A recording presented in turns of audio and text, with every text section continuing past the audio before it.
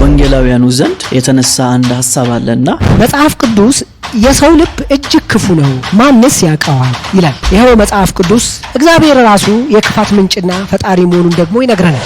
የእግዚአብሔር መልካምነት የተነገረበት መድረክ ላይ እግዚአብሔር ፍቅር ነው ተብሎ የታወጀበት መድረክ ላይ ራይ ነኝ የሚል ሰውን አምጥቶ በዚህ አይነት ሁኔታ እግዚአብሔርን እንዲዘርፍ ማድረግ እሱ ልክ አይደለም።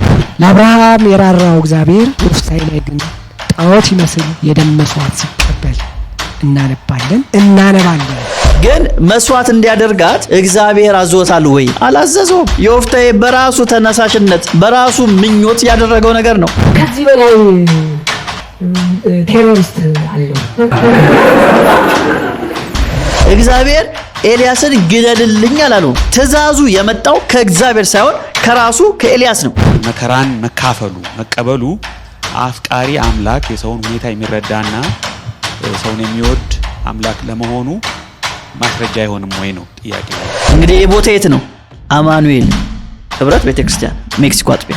ይሄ ማስበው እንግዲህ እግዚአብሔር በብሉይ ኪዳን ዘመን ማለት እግዚአብሔር በብሉይ ኪዳን ዘመን ለሰራው ግፍ በመስቀል ላይ ይቅርታ እንደጠየቀ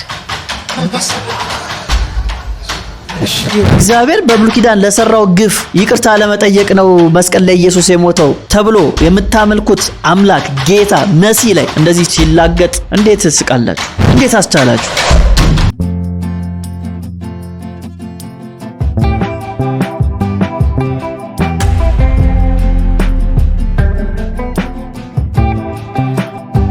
ከእግዚአብሔር ከአባታችን ከጌታም ከኢየሱስ ጸጋ ሰላም ምሕረት በያላችሁበት ይብዛላችሁ። ዛሬ አንድ ማስታወቂያ ለመናገር በዚህ ተገኝቻለሁ። እንግዲህ እንደምታውቁት ሜሎስ የሚለው ዩቲዩብ እንግዲህ የተለያዩ ትምህርቶች ስናስተላልፍበት ቆይተናል። አሁን ላይ ግን ከዚህ በፊትም ነግሬያችሁ ነበር ዩቲዩባችን የተለያየ ስትራይኮች ስላሉበት ወደፊት በዚህ ዩቲዩብ ላንቀጥል እንችላለን።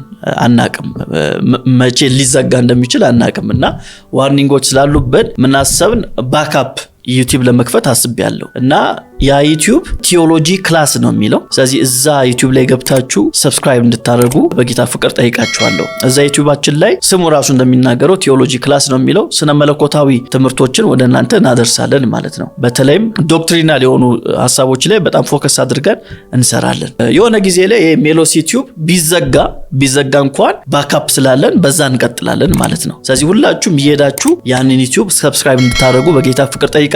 እሱን ደግሞ ሰብስክራይብ እንድታደርጉ ደግሞ አሁን ነው የምጠይቃችሁ፣ ምክንያቱም ሊረሳ ይችላል እና እዚህ እንደምታዩት ሎጎ ይሄን ይመስላል። ቲዮሎጂ ክላስ ይላል። ገብታችሁ አሁን 30 ሰከንድ አይፈጅም። ስለዚህ አሁን ሂዱና ዩቲዩባችሁ ላይ ጻፉት፣ ይሄን ቲዮሎጂ ክላስ የሚለውን ጻፉትና ይሄን ሎጎ ታገኙታላችሁ ማለት ነው። ይሄን ሎጎ ስታገኙት ምን አድርጉት? ሰብስክራይብ አድርጉ፣ የደወሏን ምልክት ተጫኑ።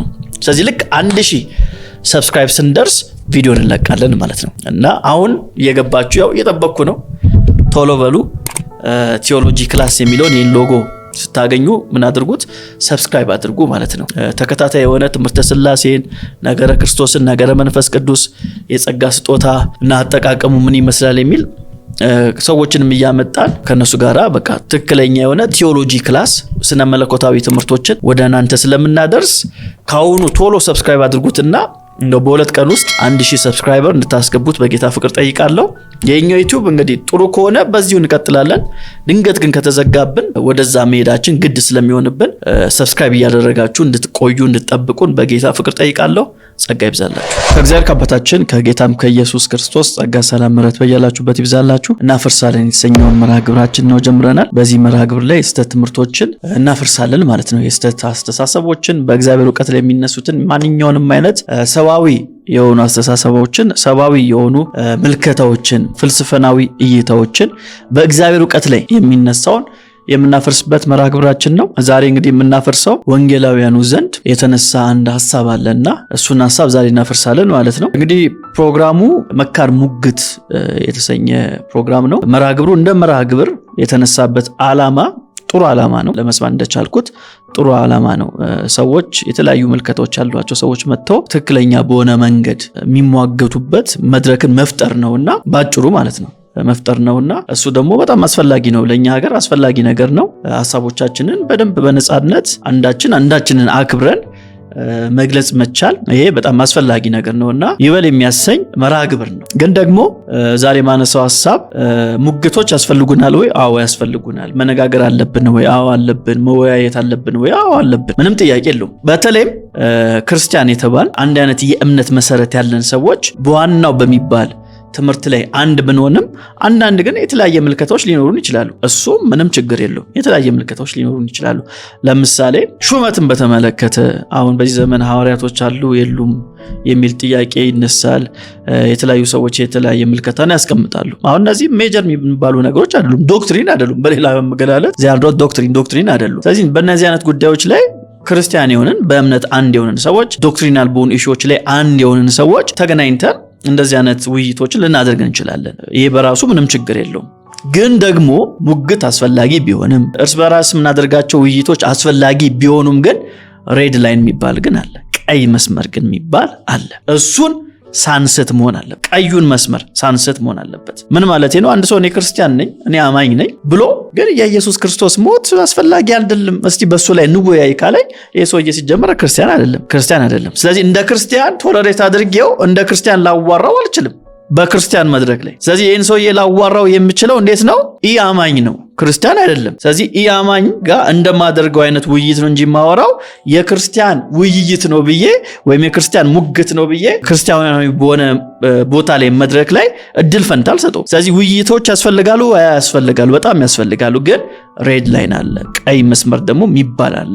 ማናስነካው እውነት ግን ደግሞ አለን። ማናስነካው ደግሞ እውነት አለን። ስለዚህ ይህን እንደ መግቢያ ካልኩኝ ታዲያ ምን ልትለን ነው ካላችሁኝ ዛሬ ማነሳው መካር ሙግት የተሰኘውን ይሆናል። እዚህ እንግዲህ ፒክቸሩን እንግዲህ ማሳየት ግድ ይላል። እንደምታዩት መካር ክርስቲያናዊ ወጎች ይላል። በጣም ጥሩ ነው። ርዕሱም አሪፍ ነው። በጣም ደስ ይላል። እንግዲህ ውይይቱ ክፋት ላይ ነው እና እግዚአብሔር ለክፋት ተጠያቂ ነው ወይንስ አይደለም የሚል ሐሳብ ነው የተነሳው። አሁን ይህም ርዕሱ ምንም ችግር የለው ግን ይህንን ርዕስ ምንወያየው ግን ከማያምን ሰው ጋር ነው አይደል? መጽሐፍ ቅዱስን ካልተቀበለ በመጽሐፍ ቅዱስ የማያምን ክርስቲያን ካልሆነ ሰው ጋር ነው ይህን ማወራው። ኢንፋክት በእግዚአብሔር ከማያምን ሰው ጋር ማለት ነው ይህን ላወራ የምችለው። ለምን ከተባለ መጽሐፍ ቅዱሳችን እግዚአብሔር መልካም እንደሆነ እግዚአብሔር ፍቅር እንደሆነ ነው የሚነግረን። በሌላ አገላለጥ ይሄ ዶክትሪናችን ነው። ስለዚህ እግዚአብሔርማ መልካም አይደለም እንደዚህ የሚሰራ እንደዚህ አይነት ግፎች አሉ ምድር ላይ የሚሰራ ብዙ ሰው የሚጠይቀው ጥያቄ ነው። የሁሉ ህዝብ በጦርነት እያለቀ በረሃብ እያለቁ እንደዚህ አይነት ቸነፈር እንደዚህ አይነት መክሰፍቶች እያሉ እዚህ ምድር ላይ እግዚአብሔር እንዴት መልካም ሊሆን ይችላል የሚል ጥያቄ የማያምነው ሰው የሚያነሳው ነው። አማኝም የሆነ ሰው ሊያነሳው ይችላል። በነገራችን ላይ ማይንዱ ላይ ሊመጣ ይችላል። ግን እንመልስለታለን፣ እናወራዋለን እንጂ መድረክ አንሰጠውም። ስለዚህ ልዩነት አለ። እንትኑን መጠበቅ አለብን። ከማን ጋራ ምንድነው የምናወራው? በምን አይነት መንገድ ነው የምናወራው? በምን አይነት መድረክ ነው የምናወራው የሚለው ነገር መለየት አለብን። አሁን አንድ አማኝ መጥቶ እንደዚህ አይነት ጥያቄ ተፈጠረብኝ ቢለኝ ብዬ አልገፈውም። ቶለሬት አድርገዋለሁ፣ አወራዋለሁ፣ አናግረዋለሁ እንጂ ለዚህ አማኝ መድረክ አልሰጠውም። ናስቲ መድረክ ላይ እንውጣና ዲቤት እናድርግበት አልለው። ዲቤት ማደርገው በዚህ ርዕሰ ጉዳይ ላይ ከማያምን ሰው ጋር ነው ዲቤት ላደርግ የምችለው እንጂ አማኝ ከሆነ ሰው ጋር ለዲቤት ይህን እንደ ርዕስ ይዤው ዲቤት ላደርግ በፍጹም አልችልም። ስለዚህ ርዕሱ ትክክል ነው፣ ግን በርዕሱ ጉዳይ ላይ የቀረበው ሰው በተለይም እግዚአብሔር ለክፋት ተጠያቂ ነው ብሎ የቀረበው ሰው አማኝ ነኝ የሚል ነው እና ልክ ነው ብዬ አላምንም። ቀይ መስመሩን ጥሳችሁታል ብዬ ነው የማስበው። እና እንደምታዩት ዳዊት ጸጋዬ ይላል ስለ እከይ መጠየቅም መወቀስም ያለበት እግዚአብሔር ነው ይላል። ስለ ክፋት መጠየቅም መወቀስም ያለበት እግዚአብሔር ነው ይላል። ይሄን ደግሞ የሚለው ማን ነው? ዳዊት ጸጋዬ ነው። ደራሲ ነው፣ ጋዜጠኛ ነው። በሱ በተቃራኒ ደግሞ ያለው አሌክስ፣ እሱ ደግሞ ቲዮሎጂያን ነው፣ የሥነ መለኮት አስተማሪ ነው። እሱ ደግሞ ምን ይላል? እግዚአብሔር ስለ እከይ ተጠያቂም ተወቃሽም ሊሆን አይችልም ይላል። አሌክስ ይህን ሐሳብ ያቀርባል ማለት ነው። እዚህ ቪዲዮ ላይ ለማየት እንቻልኩት አሌክስ እግዚአብሔር ለክፋት ተጠያቂም ተወቃሽም ሊሆን አይችልም ብሎ ያቀረባቸው 5 መሰረታዊ የሙግት ሐሳቦች አሉና በጣም ፐርፌክት የሆኑ ማለት ነው። በጣም ፐርፌክት የሆኑ እና በዚሁ አጋጣሚ እሱን ማመስገን ፈልጋለሁ። አሌክስን ለማመስገን ፈልጋለሁ። በጣም ጥሩ የሆነ የመጽሐፍ ቅዱስን ስናፈታት በጠበቀ መንገድ 5 በጣም ጥሩ የሆኑ የሙግት ሐሳቦችን አስቀምጧል። አሌክስ መሰረታዊ የሆኑ 5 ነጥቦችን አስቀምጧል። እነዚህ 5ቱ ነጥቦች በጣም በጥሩ ሁኔታ የተደራጁ ነጥቦች ናቸው። የመጽሐፍ ቅዱስን አፈታት የጠበቀ አመክንዮን የጠበቀ የሙግት ሐሳብን አቅርቧል። ያው ርዕሱ እንደሚለው መካር ሙግት ነው።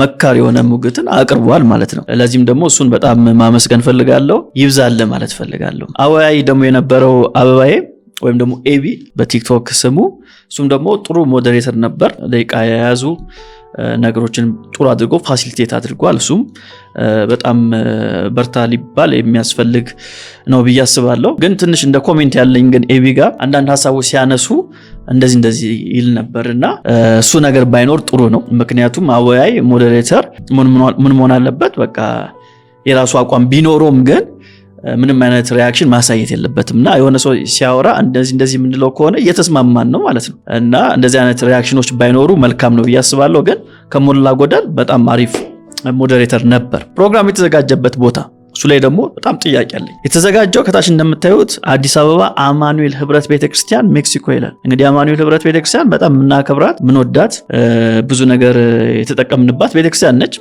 ግን እንደዚህ አይነት ሐሳቦች ቶለሬት ግን ማድረግ አለባት ብዬ አላስብም። ያ መድረክ እንደውም የሆነ ሰዓት ላይ አንድ ጠያቂ የዛ ቤተክርስቲያን አገልጋይ መሰለኝ፣ ይቅርታ አላወቅኩትም፣ ምን ይላል? የእግዚአብሔር መልካም ነገር በታወጀበት መድረክ ላይ ይላል ማለት ነው። እና በጣም ጥሩ ነው የተነገረው ሐሳብ። የእግዚአብሔር መልካም ነገር፣ የእግዚአብሔር መልካምነት የተነገረበት መድረክ ላይ፣ እግዚአብሔር ፍቅር ነው ተብሎ የታወጀበት መድረክ ላይ አማኝ ነኝ የሚል በኮቴሽን ያዙልኝ፣ አማኝ ነኝ የሚል ሰውን አምጥቶ በዚህ አይነት ሁኔታ እግዚአብሔርን እንዲዘልፍ ማድረግ እሱ ልክ አይደለም። ሬድ ላይን ያልኳችሁ ይሄ ነው። ሬድ ላይን ምን ብሎ ነው ሜሎስ በዚህ ደረጃ የምትናገረው ካላችሁ፣ አሁን ወደ ሐሳቡ ገባለሁ ማለት ነው። ወደ ሐሳቡ ገባለሁ። ስለዚህ መልካም ጎናቸውን አንስቻለሁ። ፕሮግራሙ መደረግ አለበት፣ መቀጠል አለበት። ግን ሬድ ላይናችንን መጠበቅ አለብን ብያለሁ። አሌክስ ያነሳቸው 5 ሙግት ሐሳቦች በጣም ፐርፌክት ናቸው። እሱም በርታ ማለት ፈልጋለሁ። ሞዴሬተሩም በጣም አሪፍ ነበር።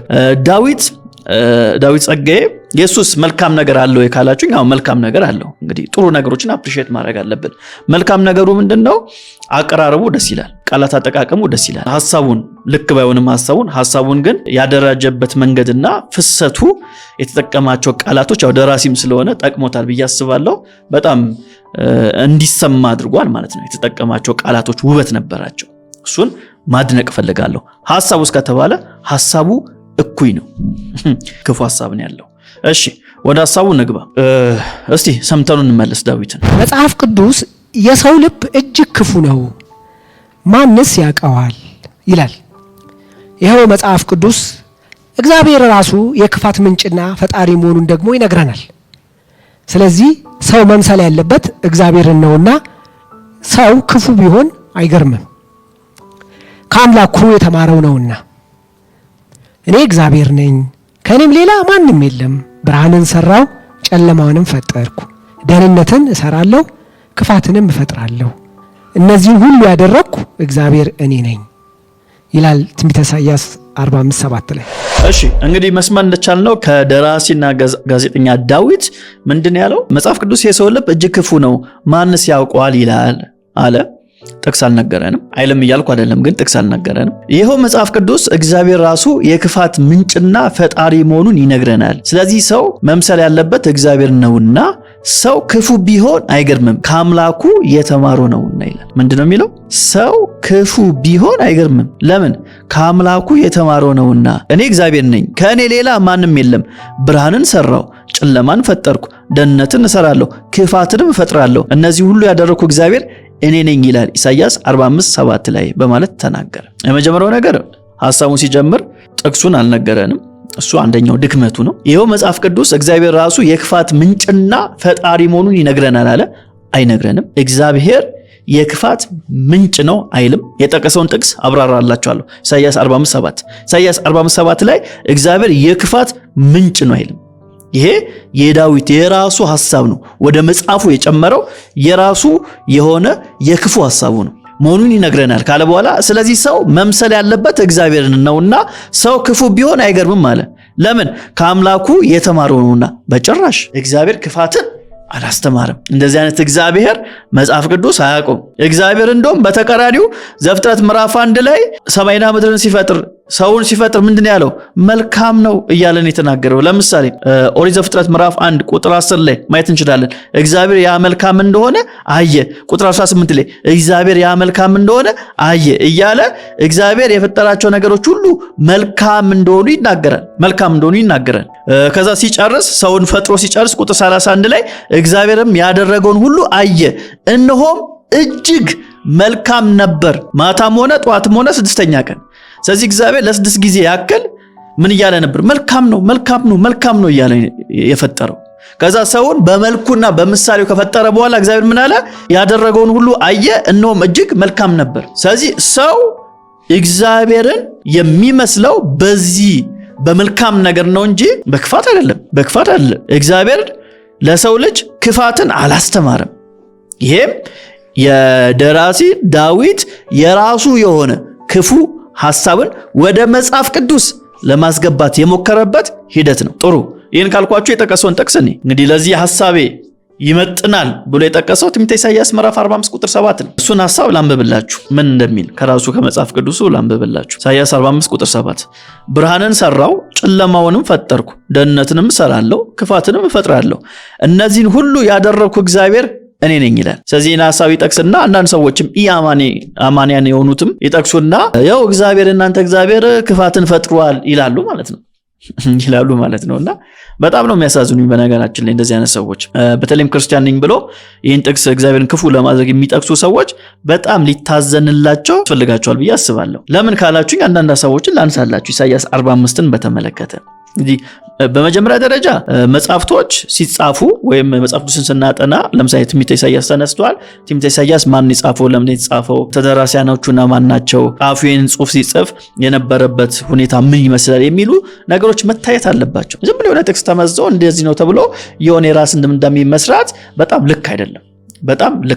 እና ትንቢተ ኢሳይያስ በተመለከተ አንዳንድ እንደ መግቢያ የሆኑ ሐሳቦችን ላንሳላችሁ። እንግዲህ ትንቢተ ኢሳይያስ በአንድ ወቅት በአንድ ጊዜ የተጻፈ መጽሐፍ አይደለም፣ ጊዜ የወሰደ መጽሐፍ ነው። በተለይም ደግሞ መጽሐፍ ቅዱሳችንን ወይም ደግሞ ትንቢተ ኢሳይያስን ስናጠና ትንቢተ ኢሳይያስ 3 ዋና የሆኑ ሴክሽኖች አሉት፣ ክፍሎች አሉት።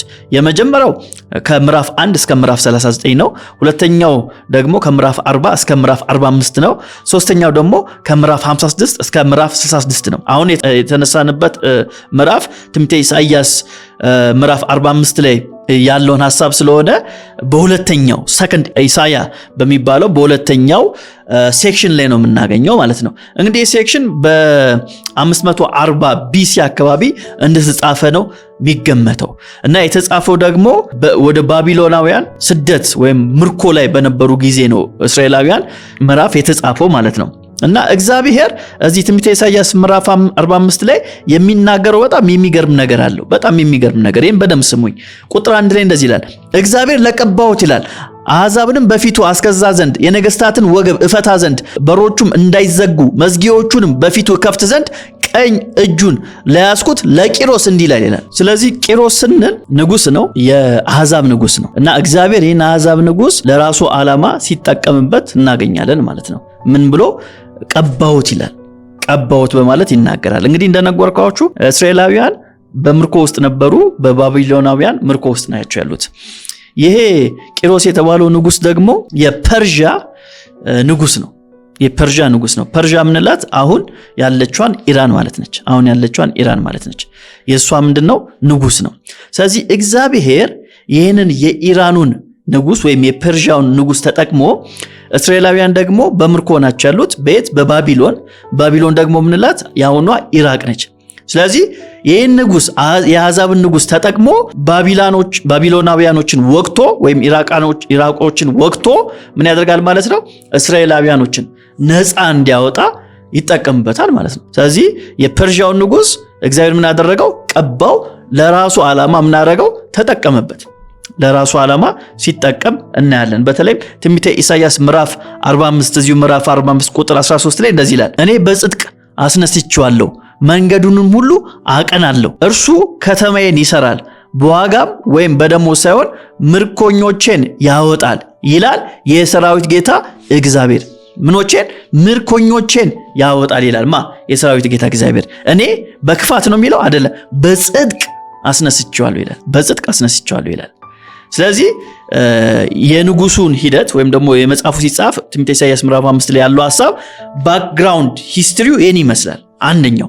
ሁለተኛውስ እንግዲህ እንዳልኳችሁ ይሄ ንጉስ ወይም ደግሞ ኢራቅ ያውኗ ባቢሎን እስራኤላውያኖቹን ከማረከች በኋላ በዚህ ንጉስ አማካይነት ነፃ እግዚአብሔር እንደሚያወጣቸው ይነግረናል። የነበራቸው ሃይማኖት ምን ይመስላል የሚለውን ነገር ማየት በጣም አስፈላጊ ነው። በዚህ ጊዜ የነበረው ሃይማኖት ምን ይመስላል የሚለውን ደግሞ ምክንያቱም እግዚአብሔር እዚህ ጋራ በተደጋጋሚ የሚያነሳው ነገር አለ። እሱ ምንድነው የሚያነሳው ነገር? እኔ ብቻ ነኝ አምላክ ይላል። ተመልከቱ ኢሳይያስ ምዕራፍ 45 ቁጥር 6 ላይ እንደዚህ ይለናል፣ እኔ እግዚአብሔር ነኝ፣ ከኔም ሌላ ማንም የለም፣ ከኔም በቀር አምላክ የለም። ተመልከቱ በፀሐይ መውጫና በምዕራቡ ያሉ ከኔ በቀር ማንም ሌላ እንደሌለ ያውቁ ዘንድ አስታጠቅኩ፣ አንተ ግን አላወከኝም። እኔ እግዚአብሔር ነኝ፣ ከኔም ሌላ ማንም የለም። አያችሁ እግዚአብሔር በተደጋጋሚ እዚህ ምዕራፍ ላይ የሚናገረው ምንድነው? እኔ እግዚአብሔር ነኝ፣ ከኔ ሌላ ማንም የለም፣ ሌላ አምላክ የለም እያለ በተደጋጋሚ ይናገራል። ለምንድነው እግዚአብሔር በተደጋጋሚ መናገር ያስፈለገው ከተባለ በወቅቱ የነበረው እምነት ነበር። ይህ እምነት ዞሮአስትሪያኒዝም የሚባል እምነት ነው። የዞሮአስትሪያኒዝም የሚባል እምነት ነው በዚህ ጊዜ የነበረው። ልክ አሁን የዞሮአስትሪያኒዝም እምነት አሁን ባለው መንገድ የተደራጀ ባይሆንም በወቅቱ ግን አስተሳሰቡ ነበር፣ እምነቱ ነበር። እና የዚህ የዞሮአስትሪያኒዝም አስተሳሰብ ምንድነው ካላችሁኝ ነገሮችን በሁለት መንገድ ማየት ነው። two opposite sides ይላል ወይም ደግሞ two opposite forces ይላል። እና መልካምና መጥፎ የሚሏቸው ነገሮች ነበሩ። መልካም የሚሉት ምንድነው? ብርሃንን፣ መጥፎ ወይም ደግሞ ክፉ የሚሉት ደግሞ ምንድነው? ጨለማን ነበር። እና በዚህ መንገድ ነበር እምነታቸው ሼፕ የተደረገው። በዚህ መንገድ ነበር እምነታቸውን ሼፕ የተደረገው ማለት ነው። ሼፕ የተደረገው በዚህ መንገድ ነበርና ክፉ የሚሉት ነበር፣ ከዛ ደግሞ መልካም የሚሉት ነበር። እና አምላክን በሁለት መንገድ የማየት በዚህ በኩል የክፋት አምላክ አለ፣ በዛ በኩል ደግሞ የመልካም ነገር አምላክ አለ የሚል አስተሳሰብ ነበራቸው። እና ለዚህ ደግሞ አመለካከታቸው የሚጠቀሟቸው ቃላቶች አሉ። አሁራ ማዝዳ የሚባል አለ። የአሁራ ማዝዳ የሚባለው ምንድነው የሚያደርገው? ሶርስ ኦፍ ትሩዝ ነው። የእውነት ምንጭ የሆነ የብርሃን ምንጭ የሆነ የመልካም ነገር ምንጭ ነው ይሉታል፣ አሁራ ማዝዳ የሚባለው። ሁለተኛው ደግሞ አንግራ ማኒዩ የሚባል አለ። ይሄን ደግሞ የጥፋት የጨለማ ገዢ አድርገው ይረዱት ነበር። በዚህ አይነት መንገድ ነበር የሚረዱት። ስለዚህ ለዞሮአስትሪያኒዝም እምነት መልካም የሚያደርግ የብርሃን ምንጭ የሆነ ሌላ ነው፣ የክፋት የዲስትራክሽን የጨለማ ደግሞ ምንጭ የሆነው ደግሞ ሌላ ነው ብሎ ያስቡ ነበር። በዚህ መንገድ ነበር ርዕዮተ ዓለሙ የነበረው በዚህ ጊዜ ማለት ነው። ርዕዮተ ዓለሙ እንደዚህ ነበር የነበረው። ስለዚህ እግዚአብሔር ሲናገር ምን አለ? እኔ ብቻ ነኝ አምላክ፣ ሌላ አምላክ የለም ብሎ ነው ቁጥር 7 ላይ ብርሃንና ጨለማን የሚያነሳው። ብርሃንን ሰራው፣ ጨለማንን ፈጠርኩ፣ ደህንነትን እሰራለሁ፣ ክፋትንም እፈጥራለሁ ብሎ የተናገረው ለዚህ ነው። በጊዜው የነበረው ርዕዮተ ዓለም ወይም ደግሞ አስተሳሰብ የተቃኘው በዚህ መንገድ ስለነበር ነው። የብርሃን አምላክ አለ፣ የጨለማ አምላክ አለ ብሎ ስለሚያስቡ እግዚአብሔር እኔ ነኝ አምላክ፣ ብርሃንን ሰራው፣ ጨለማንን ፈጠርኩ፣ ደህንነትን ሰራለሁ፣ ክፋትንም ፈጥራለሁ በማለት የተናገረው ለዚህ ነው። ስለዚህ የመጽሐፉን ሂስቶሪካል ባክግራውንድ በዛ ጊዜ የነበረው ሰው አስተሳሰቡ ምን ይመስላል የሚለውን ማወቅ አለብን። እምነታቸው ምን ነበር፣ ሪሊጅናቸው ምን ነበር የሚለውን በደንብ ማወቅ ይጠበቅብናል ማለት ነው። በጣም ጥሩ። እንደ መግቢያ ይህን ካልኳችሁ ታዲያ ክፋት ማለት ምን ማለት ነው የሚለውን ደግሞ መፍታት እንችላለን። በጣም ቀላል በሆነ መንገድ መፍታት እንችላለን። በተለይም መጽሐፍ ቅዱሳችን በተጻፈበት በዕብራይስጡ ስናየው ክፋት የሚለውን ወይም ኢቪል የሚለው ቃል ራ ከሚለው ቃል የመጣ ነው። ይሄ ራ ደግሞ ስንል ተፈጥሯዊ አደጋዎችን ያሳየናል። ይሄ ቸነፈርን፣ ከተፈጥሮ ጋር የተገናኙ ዲስትራክሽኖችን፣ ውድመትን የሚያሳየን ቃል ነው። እንግዲህ ስለ ኢቪል ስናወራ ወይም ስለ ክፋት ስናወራ ክፋትን በሁለት መንገድ መክፈል እንችላለን። አንደኛው ሞራል ክፋት የምንለው ነው። ሁለተኛው ደግሞ ናቹራል ኢቪል የምንለው ነው። እንግዲህ ሞራል ኢቪል የምንለው በሰው በቀጥታ የሚደረግ ክፋት ነው። ለምሳሌ መግደል ብንል፣ ስርቆት ብንል፣ አስገድዶ መድፈር ብንል ይሄ ሞራል ኢቪል እንለዋለን። ሁለተኛው ደግሞ ናቹራል ኢቪል የምንለው ነው።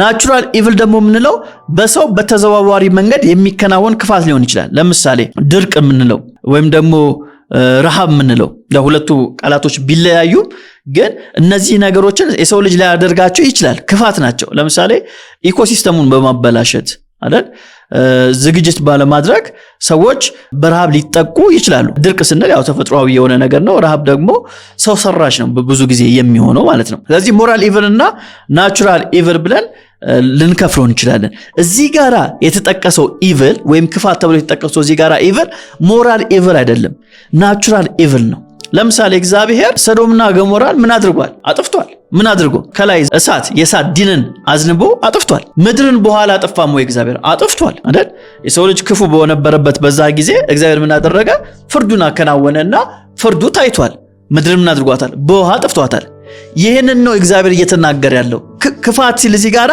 ይሄንን ሐሳብ ነው እየተናገረ ያለው ይሄን ማድረግ አይችልም ወይ እግዚአብሔር ይችላል እንዴ እኛ እኮ እግዚአብሔር ምንድነን ፍጥረቶች ነን አይደለም እግዚአብሔር ይቅርና ሰው እንኳን ምድር ላይ የሆነ ወንጀል ቢሰራ ለምሳሌ ኢትዮጵያ ውስጥ ምን አለ ህገ መንግስቱ አለ አይደል ስለዚህ አንድ ሰው እዚህ ኢትዮጵያ ውስጥ እየኖረ ወንጀል ቢሰራ ከባድ የሆነ ወንጀል ቢሰራ ይያዝና ፍርድ ቤት ይቀርባል ስለዚህ ዳኛው ምን ያደርጋል በህገ መንግስቱ አማካይነት ወይ ህገ መንግስቱን በመጥቀስ ፍርድ ያስተላልፍበታል አይደል 10 ዓመትም ቢሆን 5 ዓመትም ቢሆን እድሜ ልክም ቢሆን ምን ያደርግበታል ፍርድ ያስተላልፍበታል ያ ሰውዬ ደግሞ የሰራው ወንጀል የሞት ፍርድ የሚያስፈርድበት ከሆነ ደግሞ ህገ መንግስቱ የሚፈቅድ ከሆነ ዳኛው ምን ያደርጋል የሞት ፍርድ ይፈርድበታል ከዛ ፕሬዝዳንቱ ይመስሉኛል ይፈርሙና ያ ነገር እንዲከናወን ይደረጋል ስለዚህ ምድራዊ ዳኛ እንኳን አንድ ሰው ሲያጠፋ ህገ መንግስቱ በሚፈቅደው ልክ ያ ሰውዬ እንዲሞት መወሰን ከቻለ እንዴ እግዚአብሔርማ እኔና እናንተን የፈጠረን የራሱ የሆነ ምን አለው ህግ አለው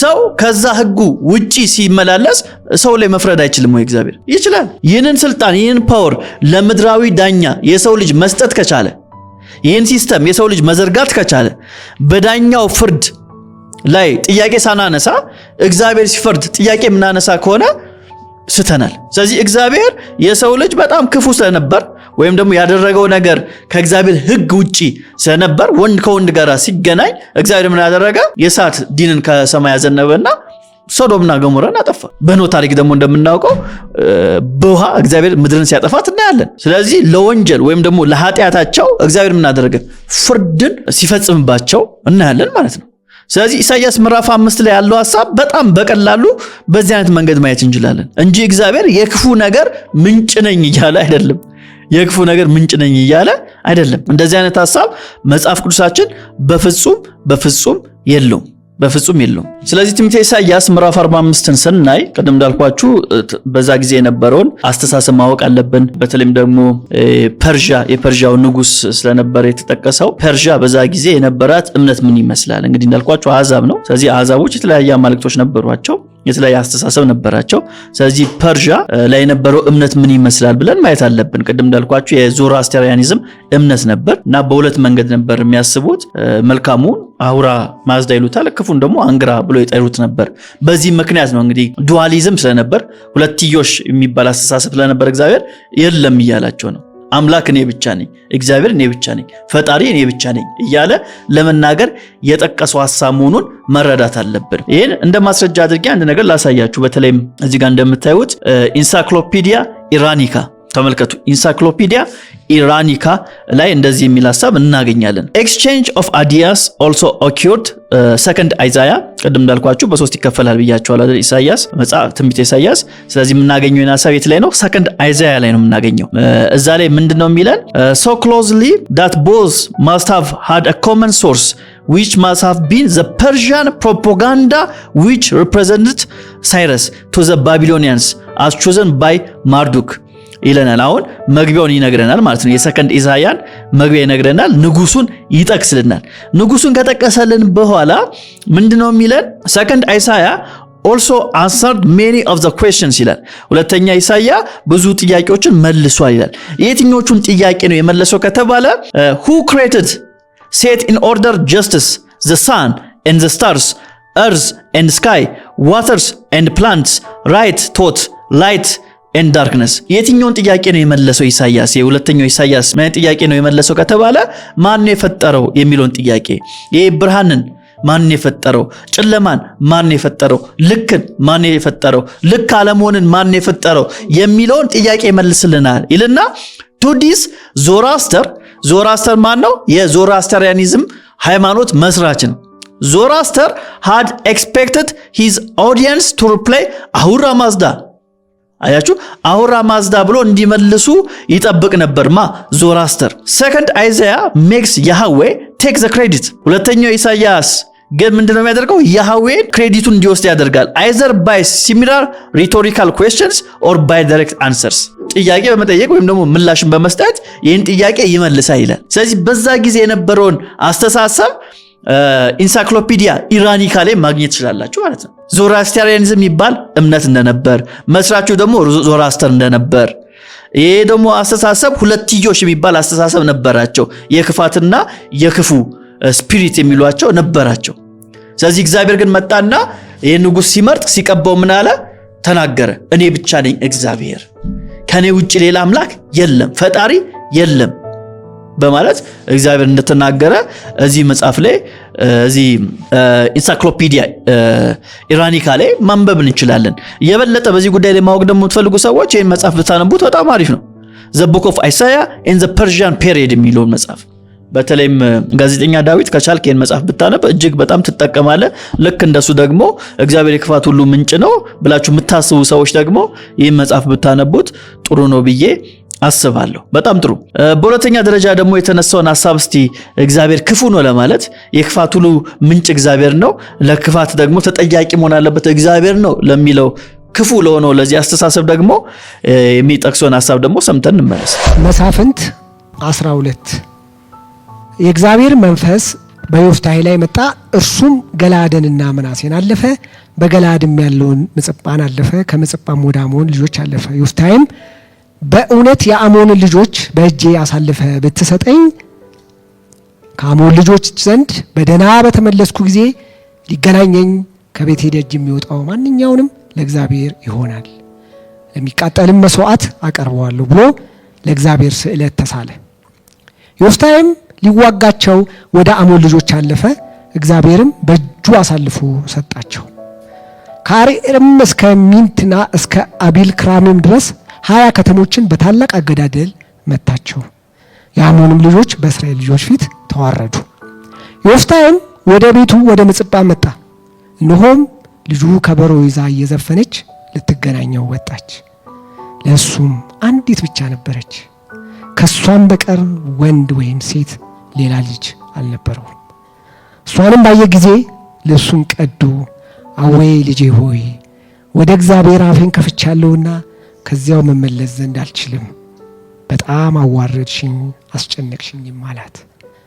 እሷም አባቴ ሆይ አፍህን ለእግዚአብሔር ከከፈትክ እግዚአብሔር በጠላቶች በአሞን ልጆች ላይ ተበቅሎልሃልና በአፍህ እንደተናገርክ አርግብኝ አለችው። አባቷንም ይህ ነገር ይደረግልኝ ከዚህ ሄጄ በተራሮች ላይ እንድወርድ ከባልንጀሮቼም ጋር ለድንግልና እንዳለቅስ 2 ወር አሰናብተኝ አለችው። እሱም ሂጂ አለ። 2 ወርም አሰናበታት። ከባልንጀሮቿም ጋር ሄደች፣ በተራሮችም ላይ ለድንግልናው አለቀሰች። 2 ወርም ከተፈጸመ በኋላ ወደ አባቷ ተመለሰች፣ እንደተሳለውም ስዕለት አደረገባት። እርሷም ወንድ አላወቀችም ነበር። እንግዲህ ምን ስለዚህ ታሪክ ምን ልመለባችሁ? ግን ለአብርሃም የራራው እግዚአብሔር ዮፍታሔ ላይ ግን ጣዖት ይመስል የደም መስዋዕት ሲቀበል እናነባለንም። ሌላው ደግሞ የሚያነሳው እንግዲህ እንደሰማችሁት ምንድነው የሚለው ዳዊት መጽሐፈ መሳፍንት 12 ላይ ያለውን ታሪክ ይጠቅስና የዮፍታሔን ታሪክ ለማንሳት ይሞክራል። ያው ምዕራፍ 12 ብሏል እሱ፣ ግን ያለው ሐሳቡ ምዕራፍ 11 ላይ ነው። እዚህ ጋርም ተሳስቷል። የዮፍታሔን ታሪክ ይጠቅስና ለአብርሃም የራራው እግዚአብሔር ዮፍታሔ ላይ ግን ጣዖት ይመስል የደም መስዋዕትን ሲቀበል እናነባለንም በማለት ተናገረ ማለት ነው። የምናነባው ለአንተ ክፉ ሐሳብ ነው እንጂ እግዚአብሔር እንዲያድርጓል ብለን አይደለም እናነበው። ደግሞ እንደዚህ አይነት ሐሳብ ደግሞ አናነብም፣ ከመጽሐፉ በጭራሽ ማንበብ አንችልም፣ አናገኘውም ይሄን ሐሳብ ማለት ነው። ምንድነው ያለው ዳዊት? እግዚአብሔር የዮፍታሔ ላይ ግን ጣዖት ይመስል የደም መስዋዕትን ሲቀበል እናነባለን ያለው። እናነባለን፣ ከዛስ እናነባለን። አናነብም እንደዚህ የሚል ሐሳብ። እግዚአብሔር ዮፍታሔ ያቀረበውን የደም መስዋዕት የሕፃን መስዋዕትን ሲቀበል አናነብም። የለም ሐሳቡ በጭራሽ የለም። ማንበብ እኮ እንችላለን። መጽሐፈ መሳፍንት ምዕራፍ 11 ላይ እንደዚህ ይላል ቁጥር 39 ላይ 2 ወርም ከተፈጸመ በኋላ ወደ አባቷ ተመለሰች፣ እንደተሳለውም ስዕለት አደረገባት፣ እርሷም ወንድ አላወቀችም ነበር ይላል። በቃ እንጂ እግዚአብሔር ይህን መስዋዕት ተቀበለው የሚል ሐሳብ በፍጹም የለም። እንግዲህ ዮፍታሔ ስዕለት ተስሎ ነበር። ጦርነቱን ካሸነፍኩ መጀመሪያ ወደ ቤቴ ስመለስ መጀመሪያ ማገኘውን ሰው ምን አድርግ ነበር? ማገኘው ነገር ሰዋለሁ ብሎ ነበር እና ሲመለስ ማንን ያገኘ? ሕፃን ልጁን አገኘ ማለት ነው። ሴት ልጁን አገኘ። ስለዚህ ምን አደረገ? ልጁን ምን አደረጋት? ሰዋት ማለት ነው። መስዋዕት አደረጋት። ግን መስዋዕት እንዲያደርጋት እግዚአብሔር አዞታል ወይ? አላዘዘውም። ዮፍታሔ በራሱ ተነሳሽነት በራሱ ምኞት ያደረገው ነገር ነው እንጂ እግዚአብሔር ዮፍታሔን ምን አላለው? አልጠየቀውም፣ በጭራሽ አልጠየቀውም። እና ዳዊት ግን ምን ማድረግ ፈለገ? አብርሃምንና ዮፍታሔን ማነጻጸር ፈለገ።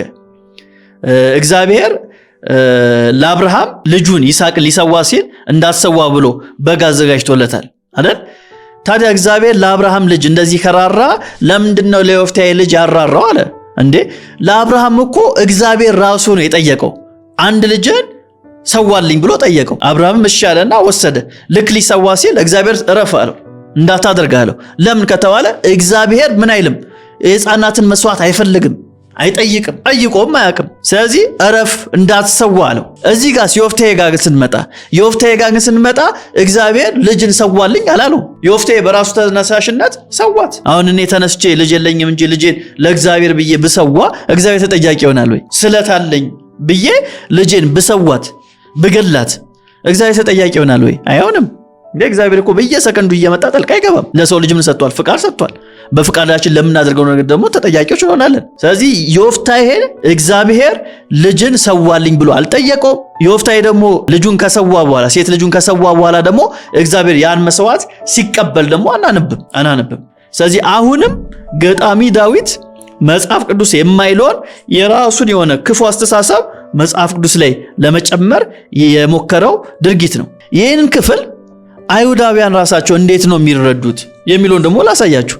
አይሁዳውያን መጽሐፈ መሳፍንት ላይ ያለው ሐሳብ የዮፍታሔን ሐሳብ እንዴት ነው የሚቀበሉት፣ እንዴት ነው የሚያስቡት የሚለውን ከራሳቸው ታልሙድ ላንብብላችሁ። ታልሙዳቸው ላይ እንደዚህ ይላል እንደምታዩት and it is written with regard to human sacrifice የሰውን መስዋዕት በማድረግ ጉዳይ ላይ እንደዚህ ተብሎ ተጽፏል። and they have also built the high places of the Baal to burn their sons in the fire of burnt offerings to Baal, which I did not command, and I did not speak, nor did it come into my heart. ኤርምያስ ምዕራፍ 19 ቁጥር 5 ላይ ይጠቅሱታል ማለት ነው። ትንቢተ ኤርምያስ ምዕራፍ 19 ቁጥር 5 እንደዚህ ይላል፣ እኔ ያላዘዝኩትን ያልተናገርኩትንም ወደ ልቤም ያልገባውን የሚቃጠለውን መስዋዕት አድርገው ለበዓል ልጆቻቸውን በእሳት ያቃጥላሉ።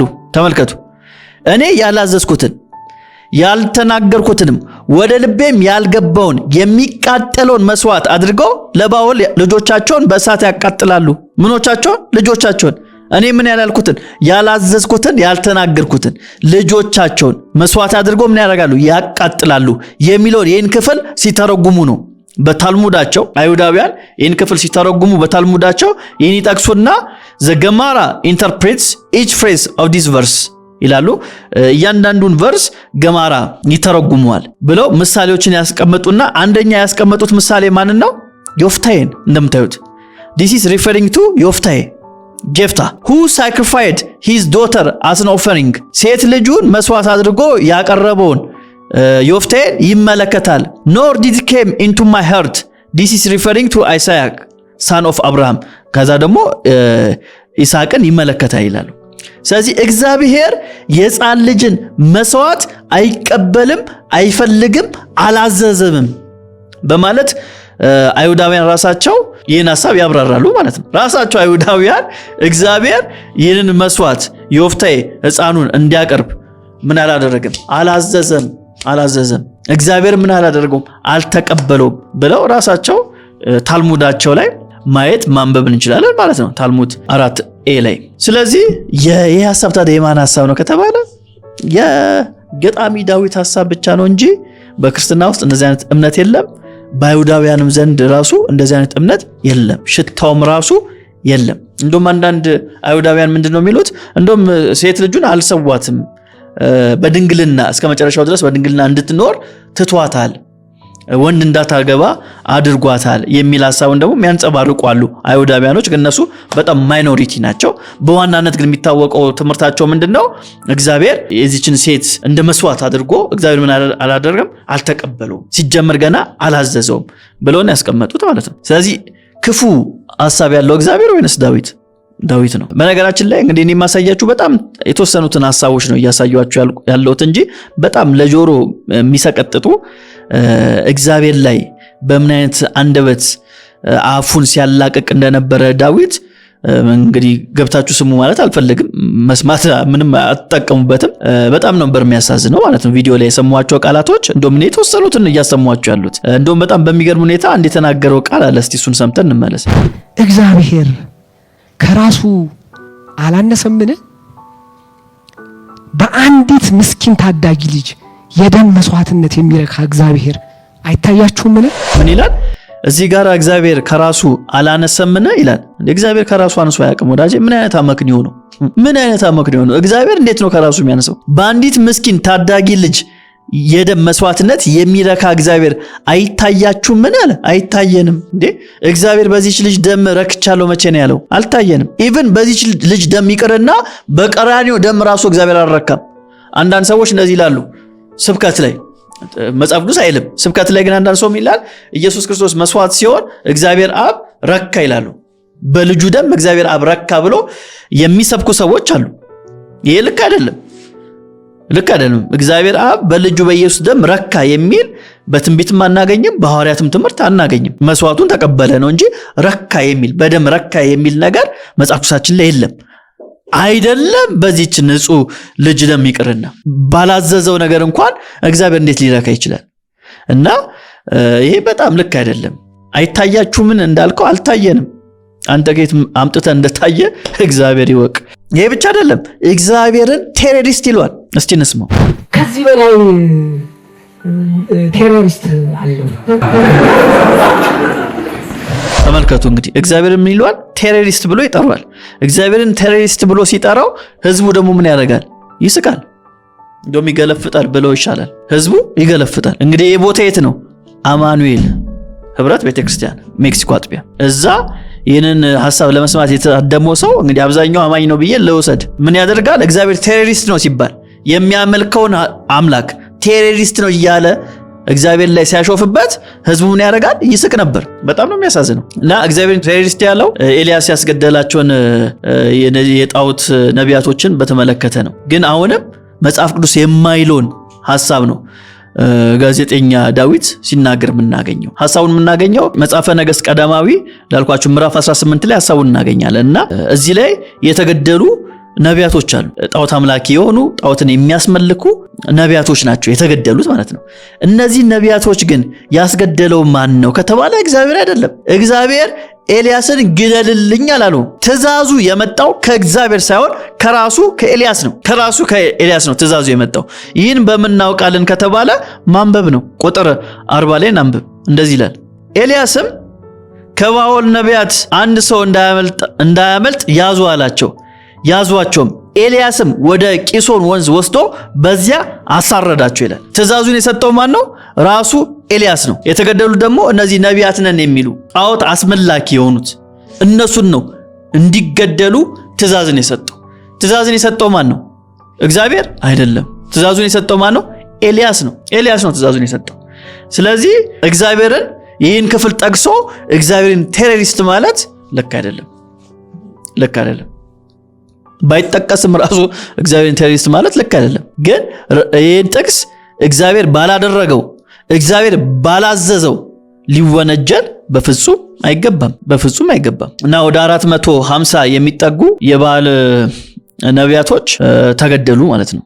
ተገደሉ እና እግዚአብሔር ባላዘዘም ኤልያስ በራሱ ተነሳሽነት ነው እንዲገደሉ ያደረገው። በተለይም የእሱ አምላክ የኤልያስ አምላክ የቀረበውን መስዋዕት ሲቀበል እሱን አይቶ ነው ኤልያስ ወደዛ ድርጊት የገባው እንጂ ዳይሬክትሊ እግዚአብሔር ምን አላደረገም ትእዛዙን ሲያስተላልፍ አናገኝም።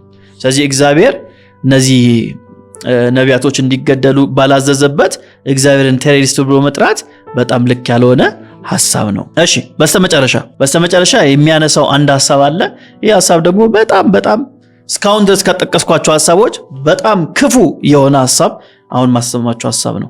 ራሱን ልጁን መስጠቱ ራሱ ሰው መሆኑ እሱ መጨረሻ ላይ ባቀረበው ታሪክ መከራን መቀበሉ አፍቃሪ አምላክ የሰውን ሁኔታ የሚረዳና ሰውን የሚወድ አምላክ ለመሆኑ ማስረጃ አይሆንም ወይ ነው ጥያቄ። እንግዲህ ጠያቂው ምን ይሏል? እግዚአብሔር ልጁን መስጠቱ መከራን መቀበሉ ሰውን የሚወድ አምላክ ስለመሆኑ ማስረጃ ሊሆን አይችልም ወይ ብሎ ይጠይቋል ማለት ነው። አይችልም ወይ ብሎ ይጠይቋል። ከዛ ምን ይላል ጋዜጠኛው? እግዚአብሔር በብሉይ ኪዳን ዘመን ለሰራው ግፍ በመስቀል ላይ ይቅርታ እንደጠየቀ ነው የሚሰማኝ አለ። ከዛስ ህዝቡ ምን ያደርጋል? ይገለፍጣል። አሁን ተመልከቱ። እሱ አጭር መልስ ነው። እኔ የማስበው እንዴ እግዚአብሔር በብሉይ ኪዳን ዘመን ማለት እግዚአብሔር በብሉይ ኪዳን ዘመን ለሰራው ግፍ በመስቀል ላይ ይቅርታ እንደጠየቀ